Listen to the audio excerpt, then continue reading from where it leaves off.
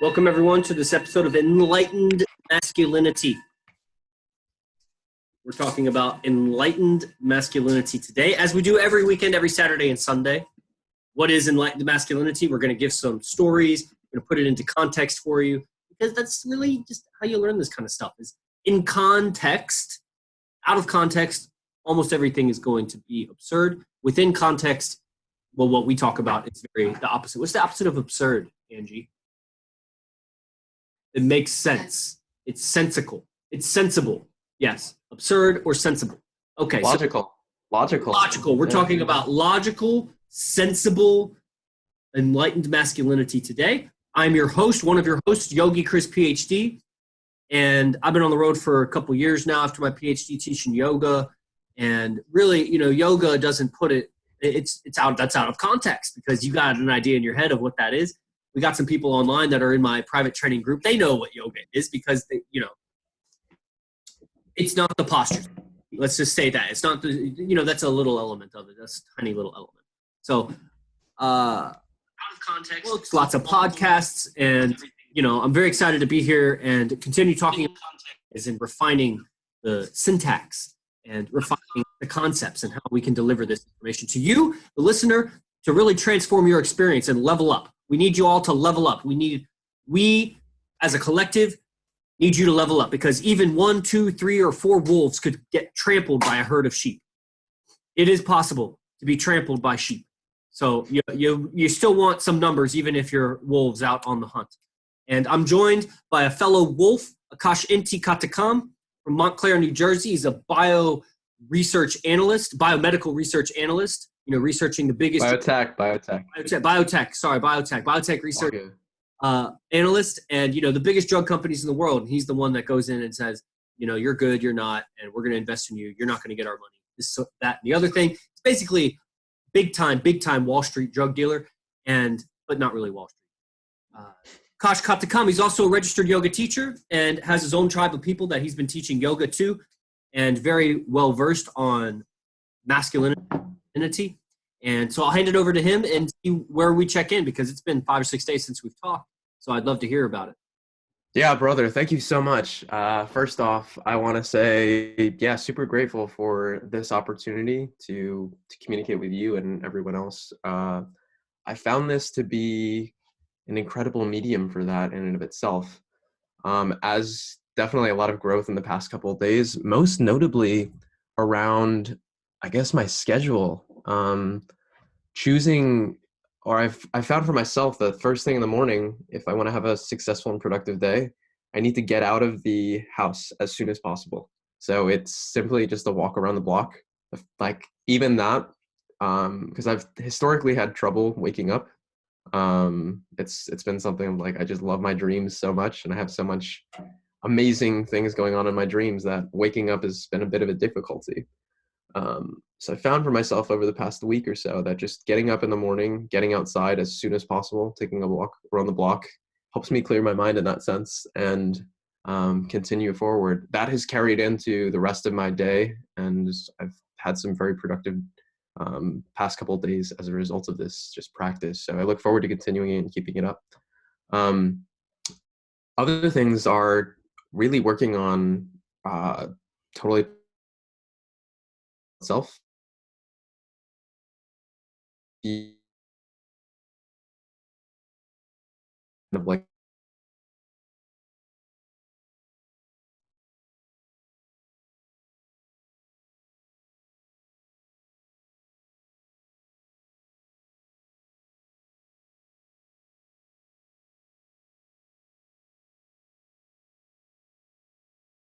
and a Rosh. So really building out a bunch of different things right here. So for my excited to be to everyone, because I found so much value. I simply give it to others and show them that there are alternative ways to living healthy and having amazing relationships. So this is where I'm at right now, bro. On that yesterday, so there's a couple things that I want to talk about and beginning. Question number one: journals that I've had over the past a social experiment, a great way of building people who online are well aware of the journals. I asked people,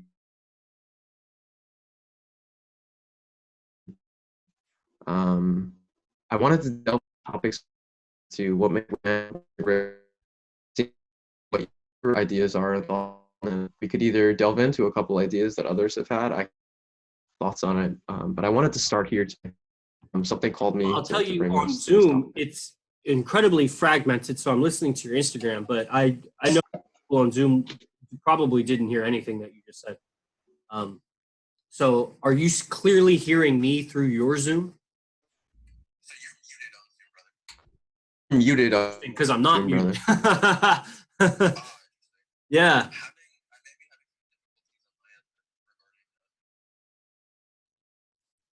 Well, the cell phone is working, so maybe we'll end up doing what me and Yuri did yesterday, which was screen captured the Instagram live, which is a pain in the ass, actually. But Akash is frozen on Zoom. Okay, so it's just Akash then. All right, I feel better then. It's Akash's fault. Everybody blame Akash.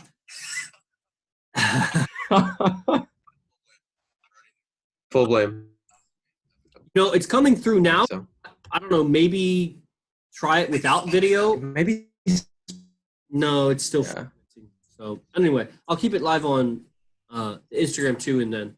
But basically, what I heard was, you're really gonna ramp up your YouTube. You'll be giving some biotech research like tips, and you had a question or a topic related to these journals that you take out. That one journal is for asking women questions, one journal is for asking men questions. And you had something from that you had distilled that you wanted to talk about. Is that the gist of it? Yes, that's the gist of it, brother. Really, what makes a great man and what makes a great woman? These are the topics I want to discuss through today. Okay, cool. And apparently it's working on Zoom, so maybe in the show notes, if we use this recording in the show notes, you could specify like a damaged recording from like this time segment, so just skip forward or something like that. Sure. So is that where we're going with? Is what makes a good? What was it? What was the exact question? What makes a great man and a great woman, or a good woman? Yes. Great. Okay, great. Great man, great woman. Angelica, what makes a great man? Certainty and discipline. Consistency. Mental flexibility. Humor. Solid and confident. Sounds like she's describing me.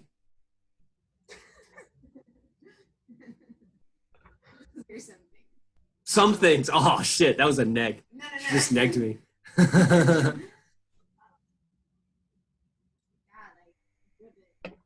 Driven and motivated. Big picture of the future. Not easily disturbed. Yeah. Can hold space for others. I like that one. And there's like a balance of knowing when to step in and fix something or just listen. A balance of knowing when to step in and fix things and when to just listen. So that's wonderful. I mean, you could give like a whole lecture on that. That was great. She just freestyled like 10 or 12 bullet points that were like, yeah, I couldn't have said it better myself. I mean, the first things that come to mind are, the 5 main attraction switches. What makes a great man? Other women love him. What makes a great man? He's got healthy emotions. We need your girl on, bro. LOL. Yeah, but her video would be muted. But she could talk. She could always come over here and put on the headphones and say what she just said. What makes a great man? He's the leader. What makes a great man? He's successful at risks. What makes a great man? He protects his loved ones. That's what I would say makes a great man. A man that can do all of those things. Which is, I think, summarized. And I mean, Angelica gave 12 bullet points. The one that I took away that was like more spiritual, I think, was the hold space. But the hold space, I see it very animalistic because the man controls the environment so that the female can reproduce safely. And so he pushes back nature. He pushes back the enemy. He pushes back the predators. He pushes back the wilderness, the snakes, the mosquitoes. He pushes everything back to create space for her. He is the space maker, and she's the space consumer. So, but that's nature. That's what it's supposed to be. I don't shame the woman for her nature. I love it. It clarifies me. So I think that's maybe, I don't know if that's like included, that's like embedded in pre-selection, you know? If you, as a man, you can't create and hold space, then other women aren't going to like you because they are so cluttered and confined in their headspace that to go around another, a man, meaning like genetically a man with like penis and testicles, but that he himself doesn't have space and can't create space, they're just going to feel like this is a bitch. This is like another woman to be around. Like he's too cluttered in his head. Or they're chasing something that's really not in their highest interest. So I'd say, yeah, the main attraction switches and, vision of the future, I think is really good. That's like an ingredient of successful risk taker. Like the ability to take risks is to see the future, to forecast, measure and weigh the consequences, and take unmeasured risks. A man would just be lucky if he wins that. Like the man that's winning in risks is taking measured risks. And it seems risky to everybody else, but he himself should be certain this is going to work. This is going to work. Like, I don't want to be the kind of man that just takes risks thinking that I'm going to lose and just gamble. I don't want to be a gambling man. I like gambling, but I don't want, that would be a fakeness. Like, I wouldn't want to follow a leader that was just gambling with his success. Like, to him, it should be very measured and calculated, and it just appears risky, So that's kind of my take on it. I'm sure I could elaborate more on it, but I'll hand it back over to you. What do you think makes a great man? I'm sure you've done some reconnaissance. You probably got some good ideas. Yeah.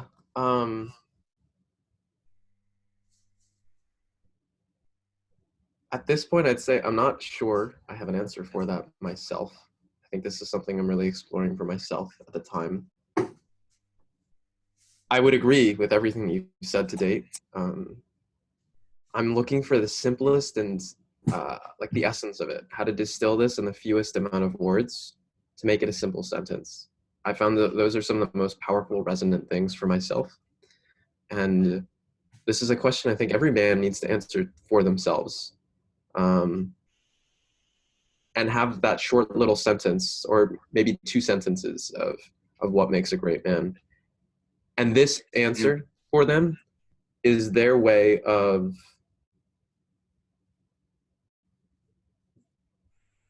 viewing the world and showing what masculinity means to the world. So this is a question to me is of utmost importance. And one of the reasons why I've been sourcing many ideas on it, some of the ideas, so I'm still working on this definition for myself. One of the ideas that I had gathered from, or a couple of the ideas that I've gathered and consistently seen are strength, loyalty, compassion, honesty. Honesty is shown up in almost every single entry, as well as loyalty. Humility is also a big one. So these are a few things that I've consistently seen. Kindness, empathy. I want to talk about some of these. These are rich, man. This is rich. So yeah. And I will be putting this content out one day. Once I get these journals filled up, the intention is really, after sourcing hundreds of people and seeing what are their thoughts on what makes a good man or a great man and what makes a great woman, on top of coming up with my own ideas around this, and even some of the conversations that I'm having here, this is like, I find this to be such richness to get a different idea, because there is some core and essence to this. Everyone is able to recognize who is a great man, Like if you put a bunch of men next to each other, you get some ideas around them. The truth of a great man shows in the way that everyone agrees that this person is a great man, And so what is the essence or the characteristics of this man? That's really what I'm seeking. And yeah. So. Yeah. First of all, thank you. And I would hope that this is valuable for people, because I, have dropped, 30 grand learning from the most masculine men on earth. And so I would hope that, some of it at least trickles out. The three, you said a bunch of words. The three words that, and I love words, we are great as fuck, brother. That's the body taped on. And so you said a bunch of words. Three words that I recall that I was able to write down while I recalled them was humility, loyalty, and honesty. Loyalty is my favorite of all of those. Loyalty is a virtue of the strength and the strong alone. And, a big difference between women and men is women will always go with the winning side. And if the woman doesn't go with the winning side, well, let's just say that none of us were born of the women who chose the losing side. We're all born, we are the offspring of the women who switched sides to whichever side won. The women that did not switch sides were enslaved or killed, or their children were murdered, or if their children were allowed to live on, were slave children. And slave children were not as plentiful as the king's children. The king had many more children. So the woman that switched sides, that's what we're born from, the women that switch sides. Their loyalty is not as valuable. But men who switch sides, meaning they were disloyal, were made into eunuchs or enslaved or killed anyway. So they were not reproducing. So as a man, if you switch sides, we're not born of the men who switch sides. We're born of the men who did not switch sides and they won. So it's a risk because if you switch sides, you might live, but you're not going to reproduce. So we're not born of them. We're not born of the cowards that switch sides. We're only born of the men who stayed loyal to their tribe, and maybe a minority of them ended up winning, even against insurmountable odds, and those are the ones that I am born from. Loyalty is one of the highest qualities of a man. These others, honesty and humility. Honesty to what? I'm not honest to my enemy. I am not honest to people who are dishonest to me. Outside of the fact that I will honestly tell them you're dishonest. But I don't owe them any of my honesty. Honest to my tribe. I'm honest to my woman. I'm honest to people that are loyal to me. The capacity to be honest to the person, irregardless of the subject that I'm being honest about. And to have a distinction of who do I commit my honest words to. Well, Yogi Chris, and allow me to interject here. Yeah. I was reading through my journal the other day. I have a personal journal that I've consistently written through since junior year of high school. And one of the quotes that I wrote down that I attributed to myself, but it's a collection of a bunch of other ideas, was that you can only be truthful with those that you love. I wrote it in a more succinct way, but the idea being that, and I'm not entirely sure if I'm testing this idea right now, but the whole idea is that like you can only be honest and truthful to those that you love. What are your thoughts on that? I can be honest to anyone. I don't know. Why can I only, why? My question is to question you. Why can I not be honest to people I don't love?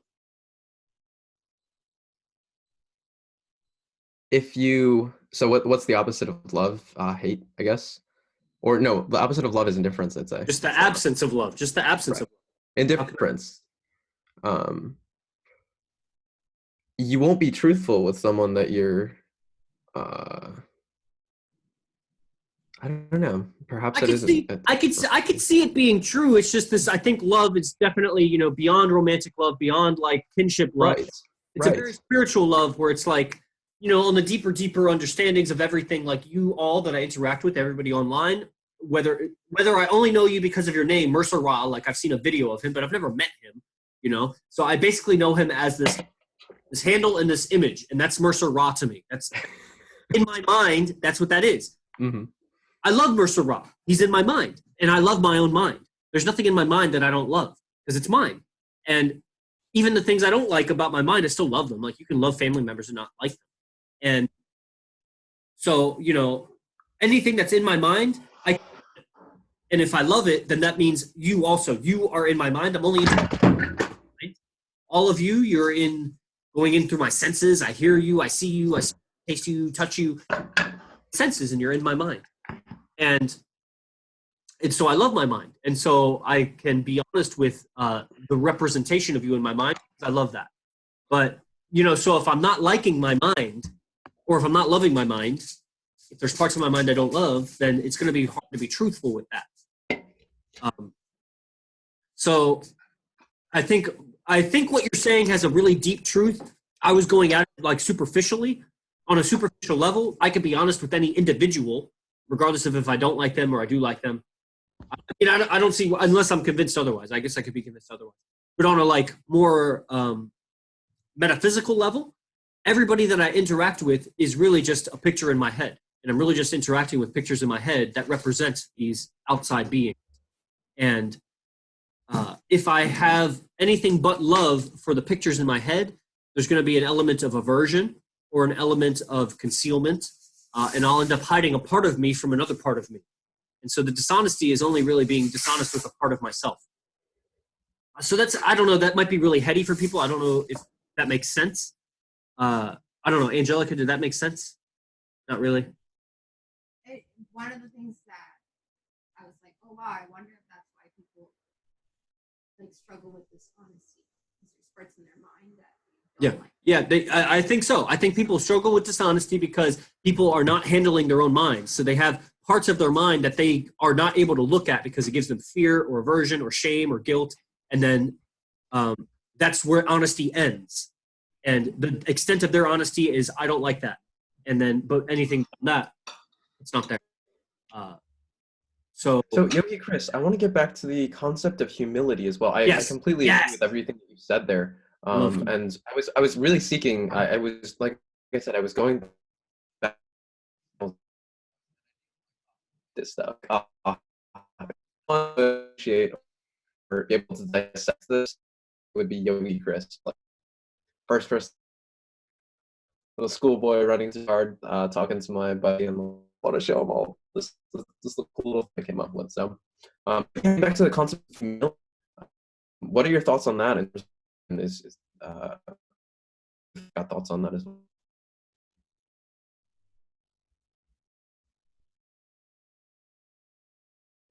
Yeah, it was breaking up on Zoom again, but I caught it on Instagram. Thoughts on humility. Humility means a modest or low view of one's own importance, a lack of pride, unassertiveness, meekness. There are some other less unflattering words like modesty, humbleness, modestness, lack of vanity, but it also means lack of pride. Let's go into the etymology of it. Let's find etym online. You can get where I'm going with this. I think humility it's a slave word that they use to control men. But here we go. Humility. You know who I have humility around is my teacher. But even then, I'm using only like elements of that. Like I'm not using lack of pride. I have immense pride. It's just there are certain moments where I would interject my ideas, but because of who he is to me, I cut myself off and give him space to speak because he has proven that his words are more potent than mine more often than not. Humility, early 14th century, quality of being humble, from Old French, humility, modesty, sweetness, from Latin, some long Latin word, nominative, humilitas, lowness, small stature, insignificance, baseness, littleness of mind. In church Latin, meekness, from humilis, lowly, humble, literally on the ground, from humus, meaning earth, or humus, I think it's pronounced. From the pi root, I think that means Greek. I can't pronounce that word, I don't know how to say that. Earth. In the Mercian hymns, Latin humilitatum, okay, blah, blah, blah, blah, blah. Okay, so you get it from, 14th century, insignificance, a lowness, and a small stature. That's humility. I don't know. I wouldn't want my girl to be in love with a low stature man or a small stature man. That'd be weird. I wouldn't want my daughter to be in love with and follow a lowly, insignificant, littleness of mind man. And if I wouldn't want that for my daughter, then I don't think that's a good man. That's my take on it right now, but I'm totally open to persuasion on this because it's just an opinion.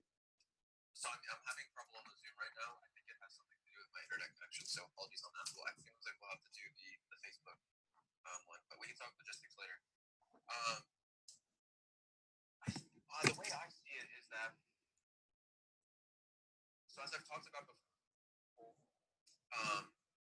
or we talk about in general, like kings, or we you could have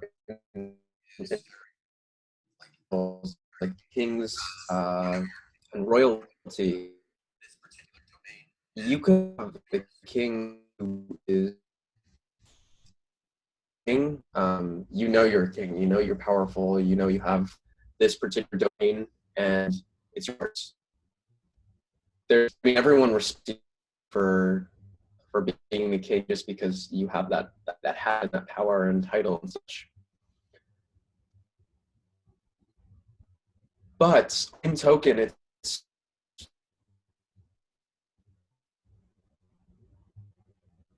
important.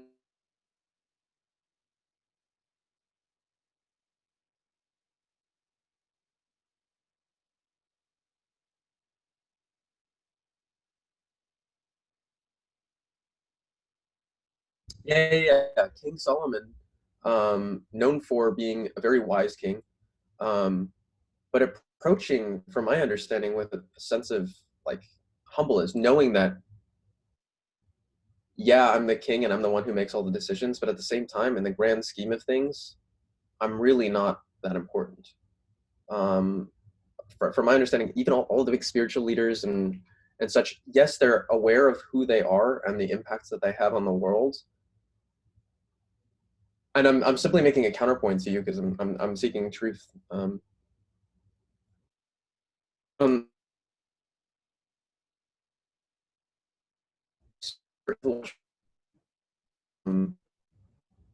Very and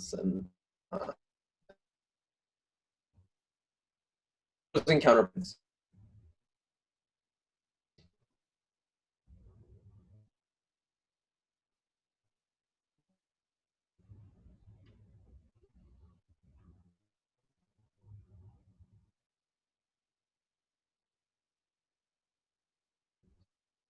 from texts and such, right? So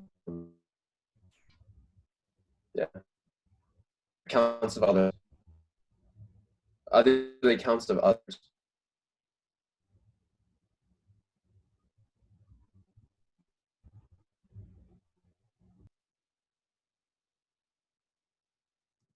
They said he was like humble, or they said he was, So I think a lot of these, what you're describing are good qualities. That's not what humility is. Like, they're talking about, it sounds like he was gracious. It sounds like he was generous. It sounds like he was kind. It sounds like he was empathetic. It doesn't sound like he was lowness, small stature, insignificance, baseness, littleness of mind. So it's word magic, because this word, it's like you've heard the word nice means basically stupid and aloof and kind of retarded, kind of doofus. Like nice basically means doofus. So humility basically means that you think low of yourself. I don't think that it would be appropriate to call Sadhguru humble. He's aware. I don't know that I would call King Solomon humble when he conquered whatever it was, 70 demons or spirits of Goetia. He didn't think low. You can't go and commune with demons and spirits and have lowness of mind. You'll get taken over. It's just what I think about. There are less controversial definitions of even in etymology. Modesty, sweetness. So, maybe there is a time, like if you're trying to pay homage to somebody or you don't want to take attention off of somebody. Let's say I go into another person's yoga class and they're teaching it, and I made the conscious choice to go into their yoga class, and they say something wrong, or they say something that could potentially be injurious, or they just say something that I am confident I know better than that. I will lower my status to show respect for that it's their class, because I made the choice to show up there. So there's a modesty. I created a modesty in me. But that needs to be such a minority of my expression as a man. Because if that was the majority of my expression, I would not be good for women. How is that good for women to be in love with a man or to follow a man that regularly makes a practice of lowering his status to give respect or to give power to other men. The woman will just follow that other man. So at some point, if you want the woman to follow you, you are not low of mind, you are not low status, you are not low stature, you are not insignificant. You are highness, large stature, significant, high level, bigness of mind. And you know who I find, so I was telling you, I interacted, there was one woman in particular, it was very, very fascinating. This is a woman that I met like 3 years ago or so. And I don't even know if I would call her a feminist. I know I said that right before the podcast. I think she is a feminist, but very pretty girl, and which is like the opposite of feminist. So I don't know. But very spiritual, very into like the divine feminine, and into bringing feminine back into balance on earth, that the feminine has been destroyed and this and that. And, I'm not trying to argue with her. Obviously, the entire world is controlled by the feminine energy.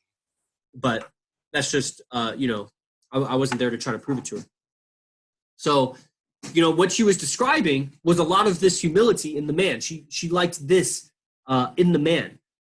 And as she was talking, I could tell everything I just described that would be a good man, highness of stature or status, a large stature, significant, a high level of bigness of mind, is exactly how she was. She was that to her man, and her man was humble. So she was the masculine and he was the feminine. And because humility, I don't want humility to be like a negative quality, but it is in respect to something. It's humility relative to another.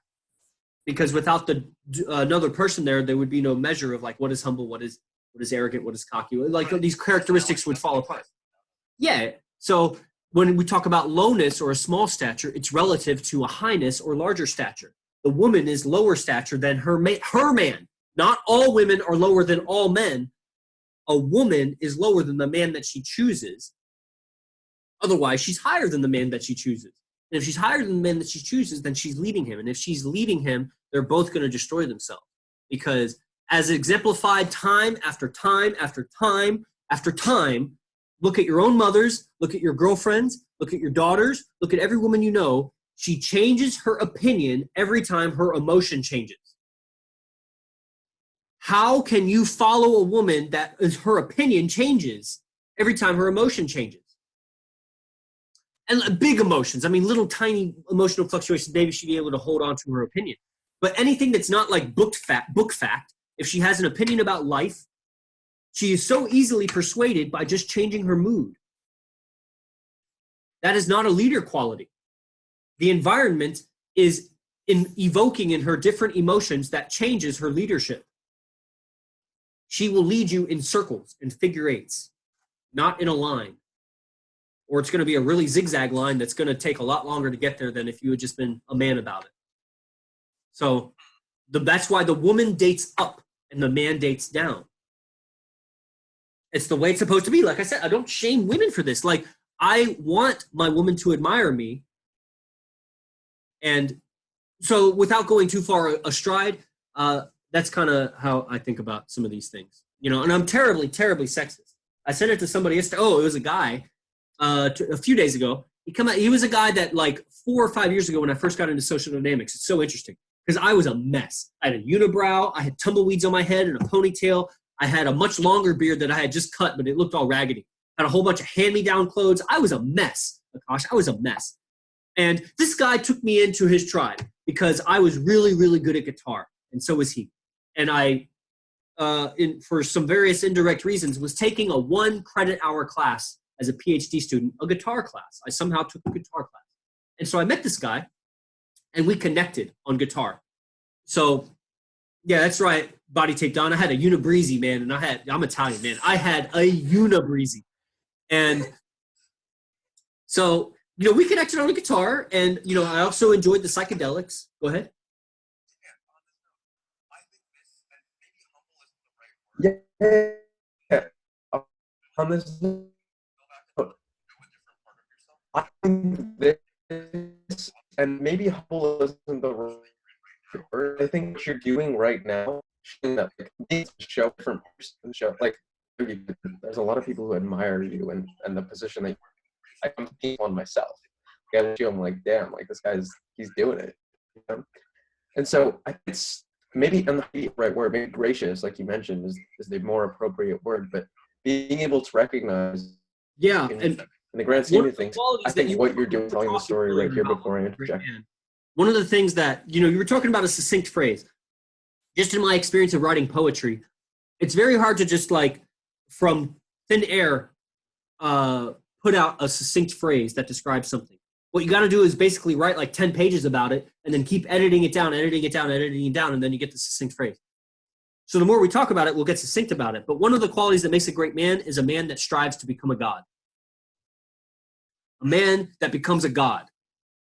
And a god is, we could get into that. But so my godliness allows me to look at my life and say, this is temporary. This is just an avatar. This is like my girlfriend's son who's playing a video game and he just picks his character at the beginning. And who cares? It's just a character. I'm just flesh and bone. But it's not me because I'm aware of it. And I'll grow old one day, and I've already seen that in my mind's eye. I was young one day. That was in the past, but is it really? Because I can still tap into it. It's just a memory. So it's all here. It's all happening. So a man that strives for a divine perspective in all moments. And so what was I talking about? So this guy, he brings me into his tribe because we connected on psychedelics and on guitar. And so that really facilitated my social blossoming, because before that I was very, very reclusive, had very low social skills, and he knew me at that point. So, then I kept growing, and he went on tour. He's a professional musician, and we reconnected like a few days ago. Why was I bringing this up? Oh, sexist.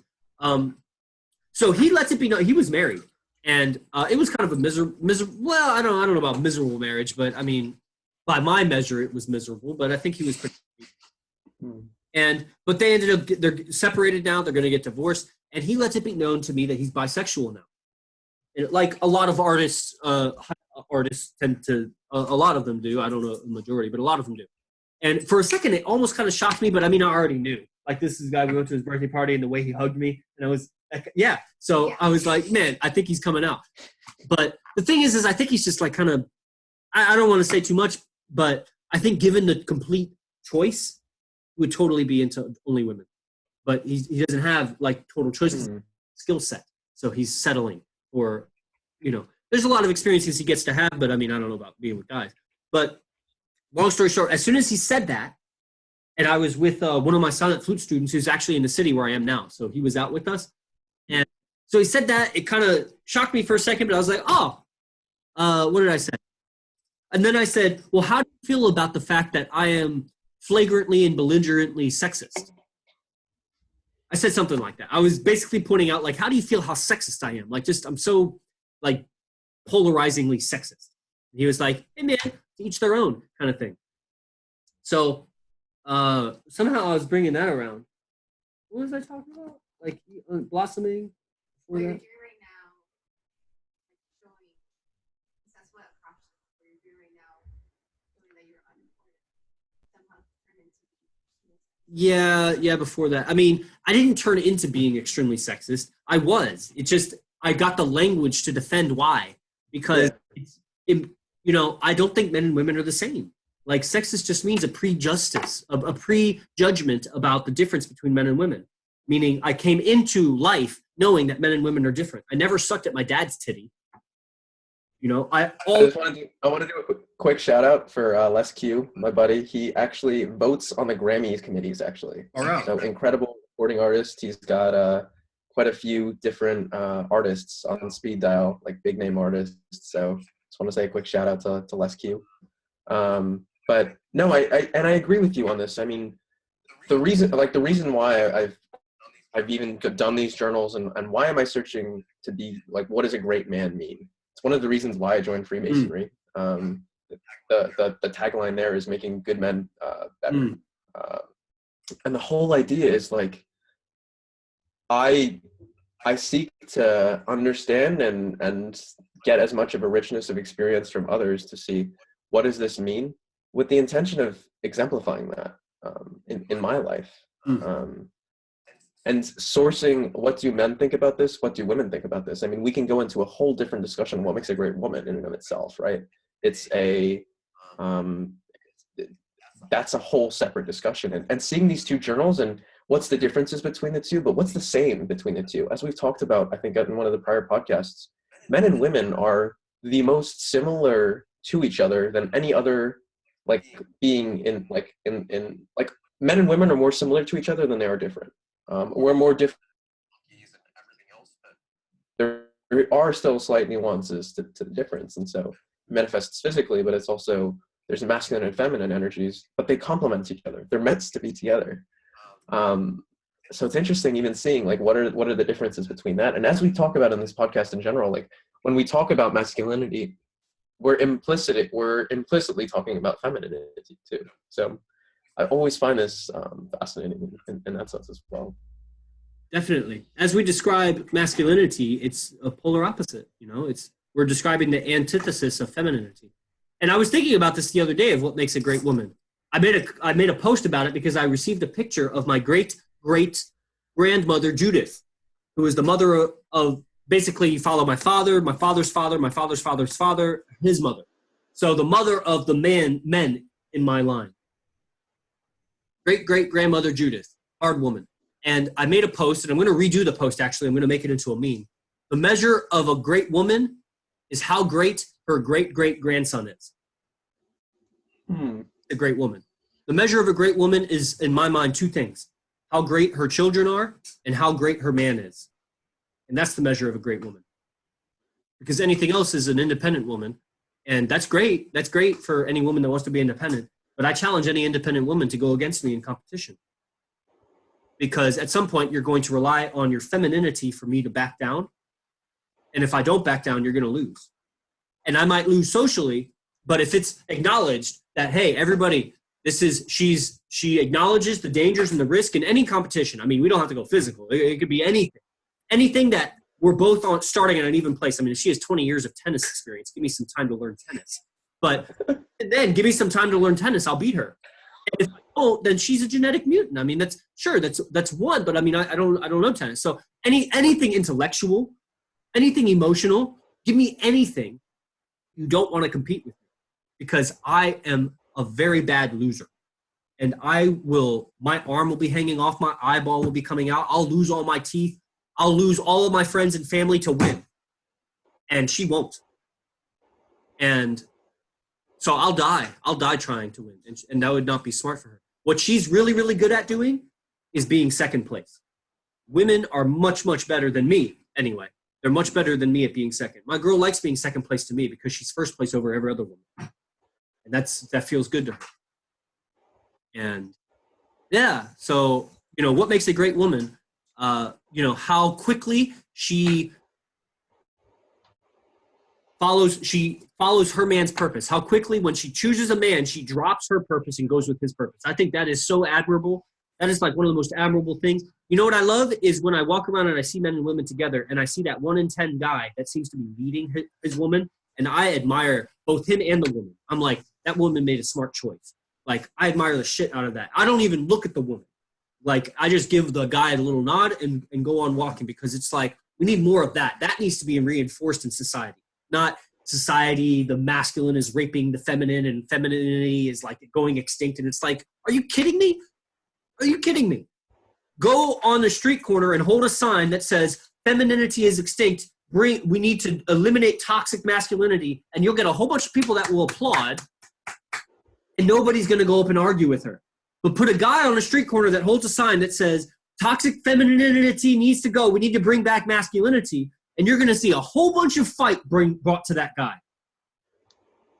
Masculinity is suppressed and femininity is rampant. And because of that, femininity is misguided. Because femininity by itself, without the guidance of masculinity, is just chaos. That's what chaos is. So it's the exact opposite. It's like that old story of if you want to hide something, put it right in clear sight. So they're hiding that femininity is actually in control by putting it right in front of you and saying, hey, see, it's masculinity. Masculinity. I'm like, no, you're misdefining it. I hand it back over to you, Akash. Yeah. No, this is super, super rich, and this is why I love doing this. I mean, the level of discussion right now is, to me, it's incredible, and you clarify a lot of things, and you put it in ways. I mean, Arasha's way is one way of speaking, Vince's is one way of speaking, but hearing it from different voices, when you get different perspectives, you're able to encompass that ideas from different viewpoints, and it kind of hits you. It shows you different ways. If you think of like a have you ever seen like these types of like shadow structures that like you look at it one way, or you shine a light on it one way, it looks one way, but then you shine on a light on it another way and it looks completely different, and you're like, what? Man, warming my heart right now. It's exactly like that though, in the sense of being able to like shine, like imagining that we are, or this concept is like that shadow type structure, and seeing like having light shine on it from so many different viewpoints gives you a lot better of an understanding of this structure itself. I mean, and I'd like to give a shout out to my girlfriend. This is one thing that makes a great woman. She knows exactly what I like to eat, how I like it seasoned, when I like it.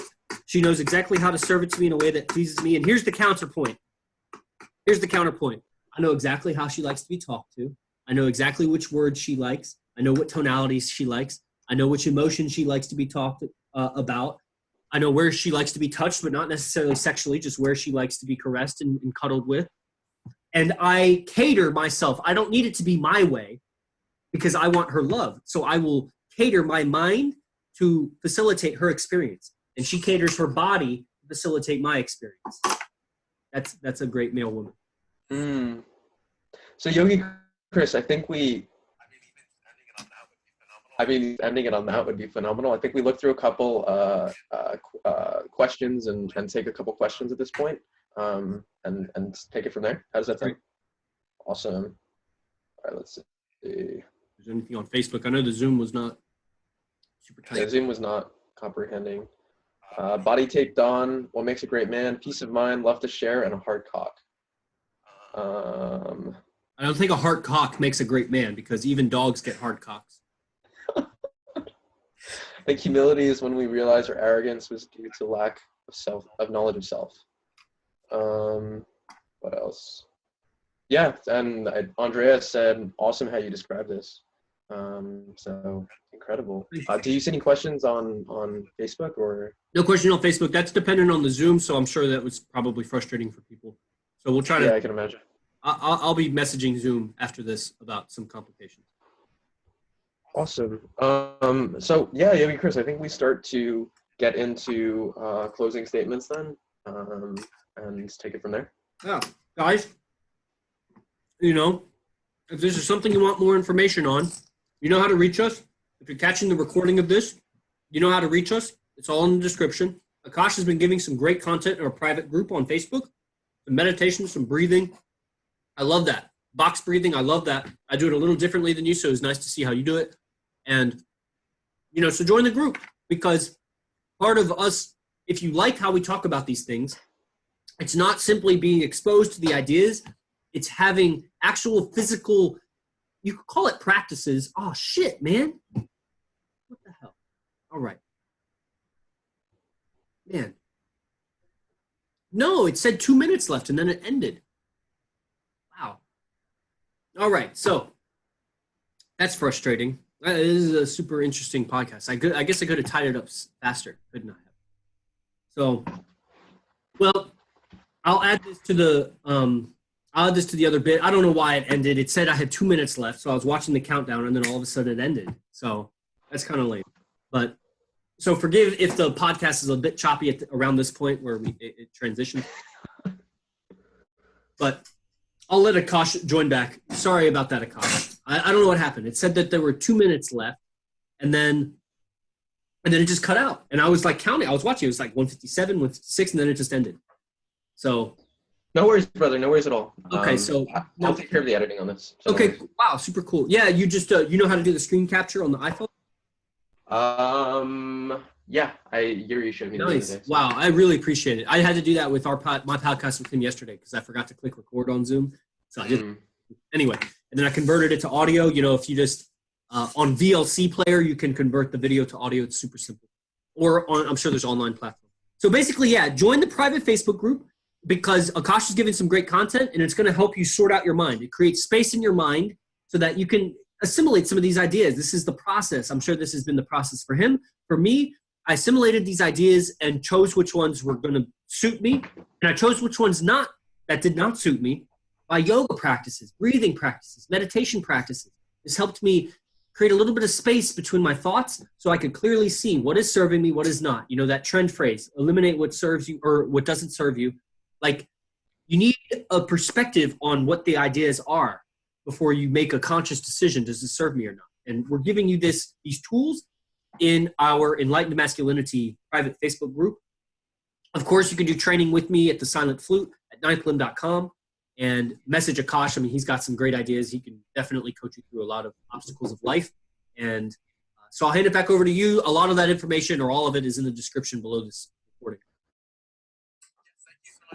Yes, thank you so much, brother. Last couple things I want to add. So, yes, highly encourage you guys to join the Facebook group. We'll be putting content out at least once a week, likely more often, like 2 or 3 times a week. So keep your eyes peeled for this. Again, all around health, wealth, relationships, spirituality. How do you superpower yourself and supercharge yourself in that regard?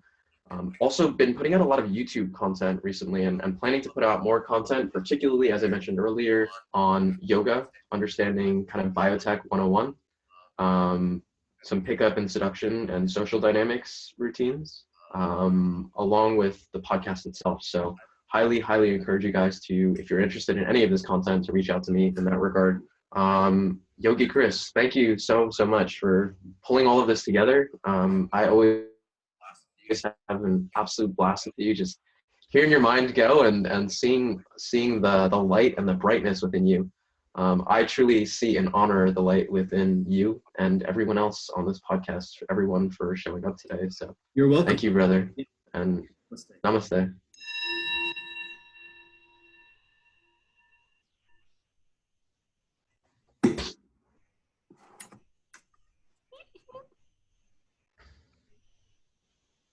What was great about it? I don't know how to do that.